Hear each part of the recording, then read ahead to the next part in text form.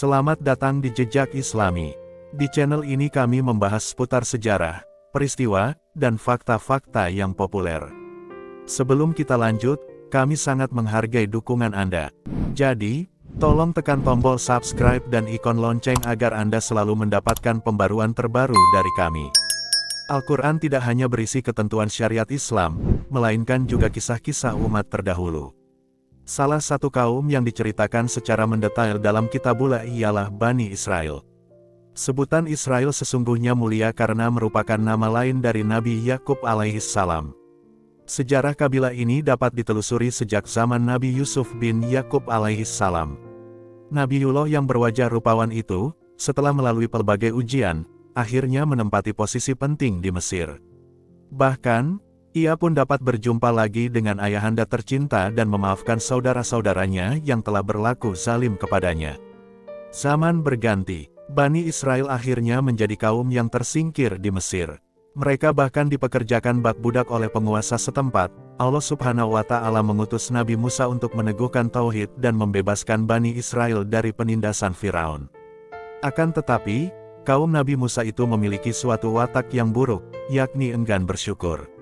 Padahal, berkali-kali Allah Subhanahu wa Ta'ala menganugerahkan nikmat dan perlindungan kepada mereka melalui Nabi Musa alaihissalam. Bukannya semakin taat, tak sedikit dari mereka yang malahan membangkang terhadap perintah Allah dan Rasul-Nya. Puncaknya, mereka minta kepada Nabi Musa agar dibuatkan patung sapi. Rupanya, mereka tak bisa lepas dari kebiasaan masyarakat Mesir yang gemar menyembah berhala. Ketika Nabi Musa sedang bermunajat di Tur Sina selama 40 hari, kaumnya yang durhaka justru berpesta pora sembari memuja patung anak sapi.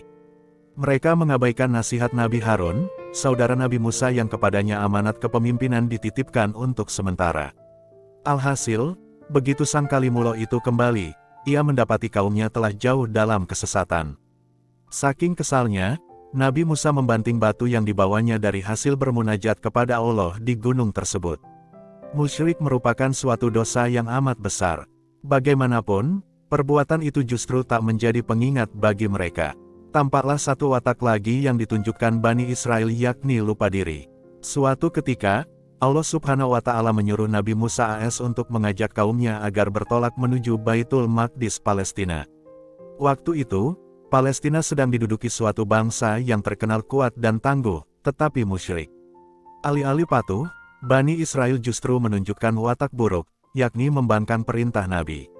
Alih-alih patuh, Bani Israel justru menunjukkan watak buruk, yakni membangkang perintah Nabi. Jawaban Bani Israel atas seruan Nabi Musa diabadikan dalam Al-Quran, Surah Al-Maidah ayat 24.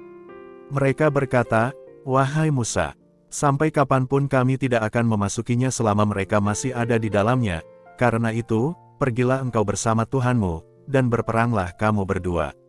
Biarlah kami tetap menanti di sini saja."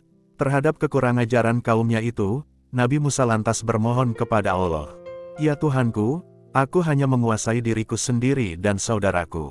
Sebab itu pisahkanlah antara kami dengan orang-orang yang fasik itu." Qs Al-Maidah 25. Allah Ta'ala kemudian menghukum Bani Israel. Mereka dibiarkan tersesat, berputar-putar tanpa arah di Gurun Sinai selama 40 tahun.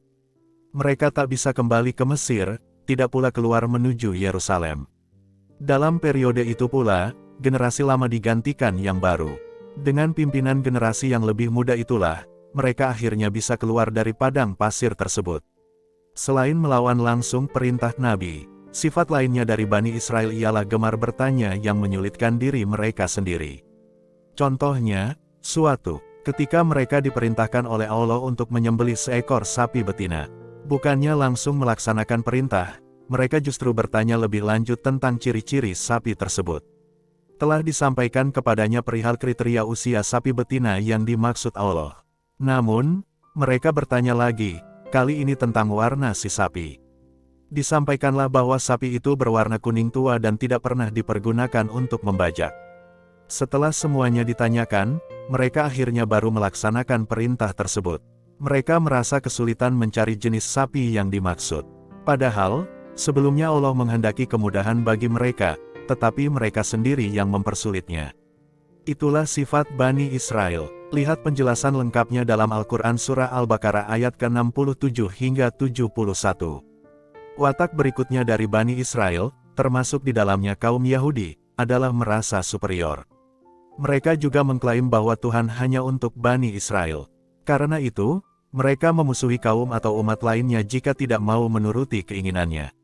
Maka dari itu, Subhanahu wa Ta'ala memerintahkan umat Islam agar tidak mengikuti mereka. Dan orang-orang Yahudi dan Nasrani tidak akan rela kepadamu, Muhammad, sebelum engkau mengikuti agama mereka. Katakanlah, sesungguhnya petunjuk Allah itulah petunjuk yang sebenarnya. Dan jika engkau mengikuti keinginan mereka setelah ilmu kebenaran sampai kepadamu, tidak akan ada bagimu pelindung dan penolong dari Allah. QS Al-Baqarah 120. Demikian sudah menyaksikan video ini, silakan subscribe channel ini untuk dukungannya. Terima kasih.